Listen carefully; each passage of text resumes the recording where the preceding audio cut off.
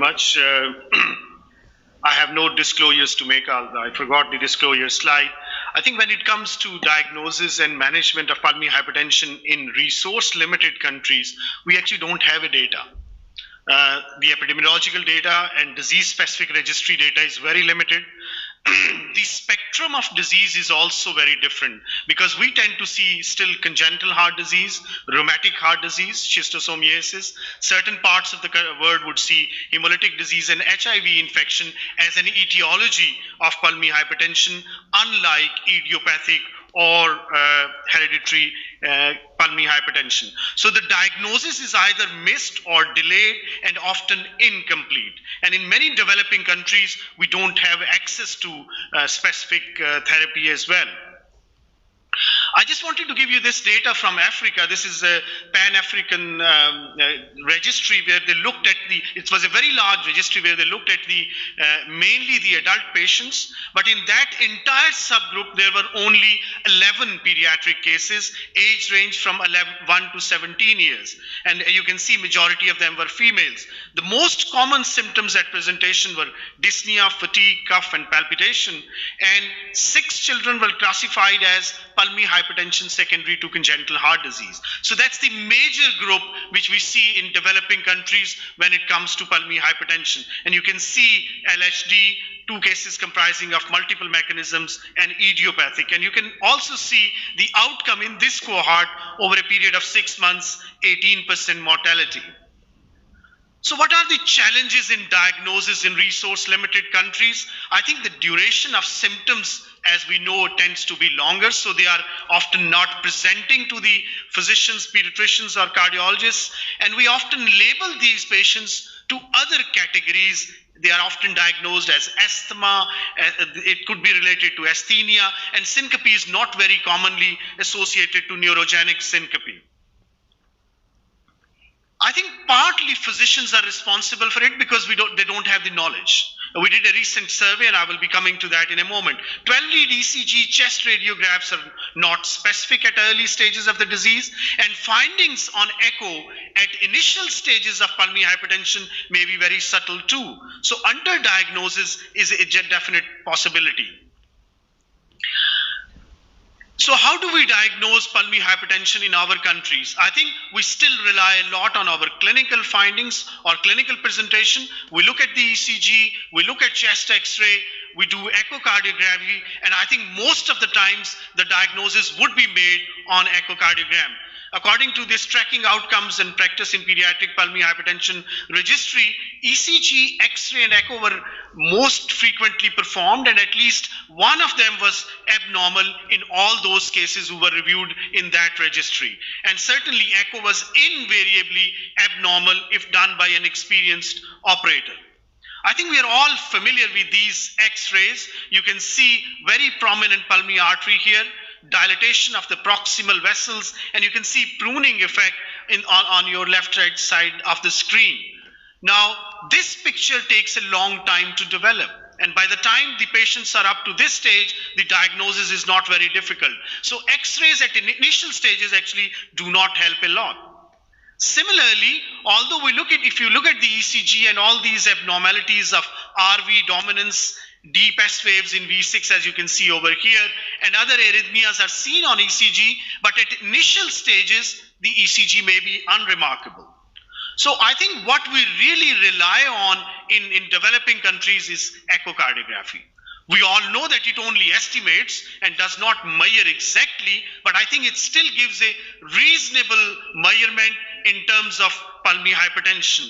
And the two, we know that inadequacy of tricuspid regurgitation can underestimate it, sometimes can overestimate. If it's severe tricuspid regurgitation, you are assuming the atrial pressures, and there is no uniform definition of pulmonary hypertension on echo, but I think still this is the best way of looking at pulmonary hypertension. Measurement of your tricuspid regurgitation jet and calculating your right ventricular pressure. What we find, and I think Dietmar was referring to that as well, that if you have any degree of pulmonary regurgitation, and if you can get a decent Doppler across pulmonary regurgitation jet, that gives you the best assessment, because that will measure your diastolic pressure, and particularly your end diastolic pulmonary regurgitation pressure gives you the most accurate estimation.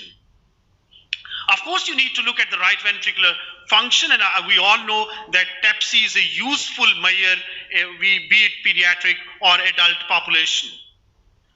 I think it's important to look at pulmonary function in all these patients with pulmonary hypertension, and it's part of the workup of pulmonary hypertension. We go for chest x-rays, lung function tests, and of course CT. We all know that tuberculosis is still a very important cause of pulmonary hypertension. The more we look for it, the more we still find it. And it's one of the important reasons. Pulmonary embolism is extremely rare. And of course, you can go for CT angiogram if need be. This is an algorithm which was suggested by people in the Pan-African study. You can see they rely on symptoms, that is clinical examination. You go for X-ray and ECG and then echocardiography. And then based on echocardiography, they divided these patients into different groups and started treating them without actually going for cardiac catheterization, which is considered as really the diagnostic test. You need a GA in children. It's not easy to get experts who can do catheterization in our setup. At most places and most countries would only have very few centers who can do right heart catheterization.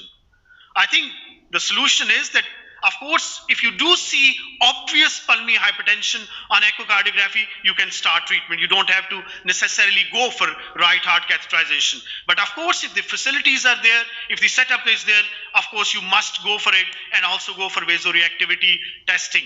Although it's only positive in up to 10% of the patients, it's a worthwhile thing to do. Management, I think, compared to evidence base in adults, the evidence base for pediatric PH is really very, very minimal. Most of the times it's case series, case reports, or extrapolation of the data from adult population. One of these, there are many algorithms in the literature that you can see, and of course most of them would talk about acute vasoreactivity testing and see whether they are low risk or high risk. And for high risk, you will go for epoprostenol IV, which is not available in developing countries and you can't use them. And if it's low risk, you can go for either ERA or phosphodiesterase inhibitors in these setups. Of course, general considerations like diuretics, oxygen, anticoagulation are part of it. Following a diagnostic work, you can start calcium channel blockers. If you see a response, go for it. Otherwise, I think you can go for specific drugs. But remember, in our setup, and in most developing countries, each one of these treatments has issues. In many developing countries, it's not available, too costly for patient. For economic reasons, insurance and governmental agencies may not be actually sponsoring it, and availability of generic alternatives has solved the problem partially, but we don't know their efficacy. Continuous infusion, not really practical. I was looking at one large study from India where they had to abandon that study because of infections of IV. And I think administration of IV drug in a resource-limited country is really not on. So another important thing to remember is maltreatment. Look at this pattern of treatment in Africa. Most people were either using diuretics, thiazide diuretics, loop diuretics, beta blockers. I think you should not be using beta blockers unless you have an associated left ventricular dysfunction as well. But that's something which people use, and I think that can harm these patients. So solutions, physician education, they may be referred to pediatric hypertension physicians and train your cardiologist and pulmonologist. If you're in functional class, rather than using IV epoprostenol, you can use a combination therapy. Surgical alternatives, of course, if you look at the literature, it's full of balloon atrial septostomy procedures like port shunt. You can do that to relieve these patients for a short period of time. But as transplantation is not an option in our setup, I think these procedures are often used as a bridge to transplantation and not as a definitive treatment. But you can certainly give them a relief for a short period of time. Of course, ideally, you should be developing pulmonary hypertension centers. They can collaborate with developed countries, and then I think we can develop these registries and come up with larger data, which is required to come up with definitive recommendations. So in conclusion, I think the fundamental principles will be the same as that for developed countries, but non-availability of specific drugs is an important factor.